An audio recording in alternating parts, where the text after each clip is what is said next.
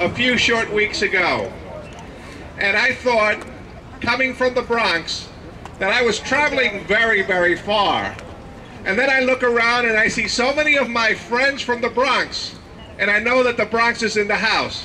And if I were to ask where else is in the house or who else is in the house, I'm sure all of New York State is in the house, because this is not a Brooklyn problem. This is not a Kings County Hospital Center problem. This is a problem that our society has. United States. That's a problem in the world, not the United States. Right. And the problem is that we don't know how to recognize mental illness when we see it. We don't know how to deal with mental illness when we see it. And we don't know how to share what we have to offer with mental illness when we see it. And I see this all the time. When you look at our veterans coming back from Iraq and from elsewhere, and they come back with mental illness, when they come back with post-traumatic stress disorder, we don't know what to do with them. We don't know how to help them. We are not prepared to help them.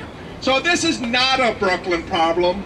This is a statewide and a worldwide problem. And we have to start. We have to start right here. We have to start right here in recognizing that we have failed. We failed Mrs. Green. We failed her because we were not there for her. Nobody was there for her. She died alone. The only one that was there for her was a TV camera. Other than that TV camera, there was nobody else there. And amen for that TV camera. Amen. Because if that TV camera wasn't there, we would have no idea of exactly. We would have known about it, we would have felt about it, but we would not have seen the detail. We would not have seen the graphic detail of a life wasting away. And that's what happened. A life wasted away. A poet a long time ago says, the death of one individual cheapens us all. Her death and the way that she died cheapened us all. So we have to reconfirm, we have to recommit to make sure that we do everything within our power that this doesn't happen again. We have come a long way, and I see some of my fighters here from all over the state.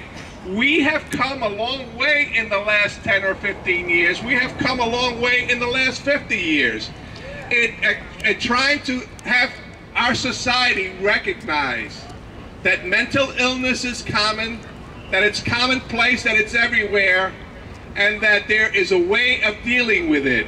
And I see all the signs here that refer to some of the efforts that are out there, and some of the changes that have to occur.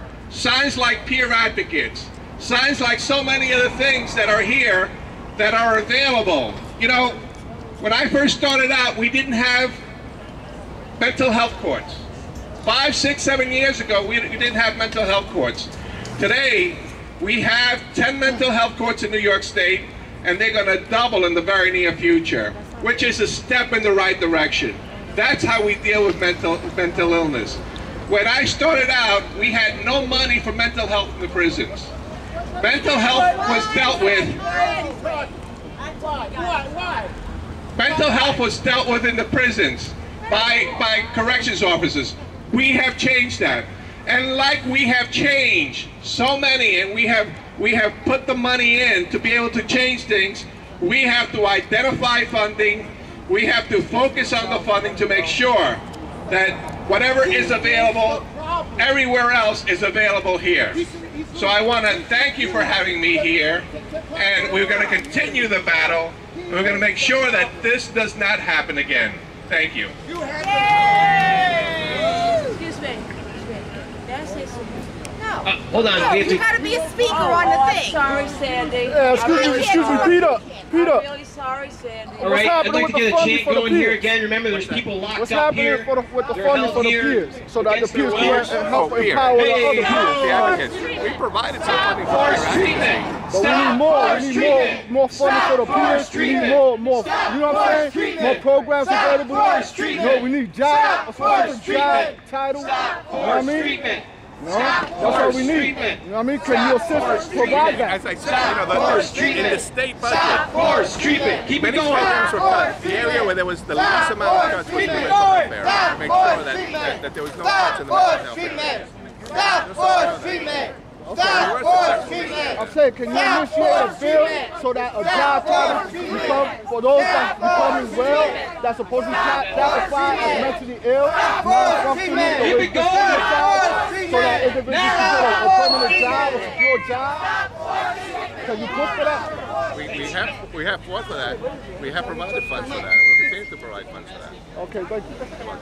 Hi, how are you? Sure. Remember, we're going to have a vigil here starting at 8:30.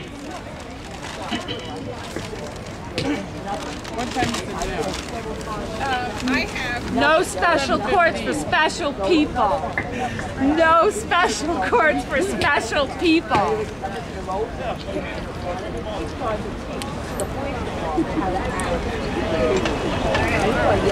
No,